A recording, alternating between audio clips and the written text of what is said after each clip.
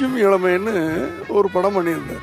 அந்த படம் பண்ணிக்கிட்டு இருக்கிறாரு. அந்த நேரத்தில் தான் இவரை நான் மீட் பண்ணேன். நான் சட்டம் ஒரு இருட்டர் அப்படின்னு ஒரு கதையை எழுதி வச்சுக்கிட்டு, அப்போ என்ன எனக்கு நல்ல ஞாபகம் இருக்குது, வாகினி ஸ்டுடியோவில் நானும் என்னுடைய அசிஸ்டன்ஸ் ஒரு 3 பேர் நின்றுக்கிட்டு இருக்கோம். ஒரு ஜாவா மோட்டர் சைக்கிளில் ஒருத்தர் அப்படி போகிறாருங்க, கிராஸ் பண்ணி போகிறாரு. விஜயகாந்த் எப்படி இருப்பாருன்னு உங்களுக்குலாம் தெரியல. இந்த ஹீரோங்கள்லாம் ஒரே நேரத்தில் 10 பேர் அடிப்பாங்க அப்படின்னு நாங்கள் படம் எடுக்கிறோம்ல, உண்மையிலேயே அடிப்பார் 10 பேர். அப்படி போகும்போது அப்படி திரும்பி பார்த்துட்டு போதான் அந்த கண்ணு பவர்ஃபுல்லான ஐஸ் சார்.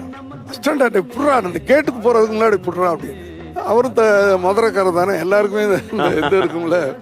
என்ன சார், யார் சார் நீங்கள்? இல்லை, நான் ஒரு கதை எழுதி வச்சுருக்கேன், அதுக்கு ஆர்டிஸ்ட் தேடிக்கிட்டு இருக்கேன், ஒரு படம் நடிச்சுக்கிட்டு இருக்காருன்னே தெரியாது எனக்கு. இல்லை, உங்களை பார்த்தா என் கேரக்டர் கரெக்டாக இருக்குது, நடிக்கிறீங்களா அப்படின்னு. கதை சொல்கிறீங்களா சார் அப்படின்னு கேட்டார். டி நகரில் ராஜாபாதர் ஸ்ட்ரீட்டில் ஒரு சின்ன 10க்கு 10 ரூமில் இருக்கார்.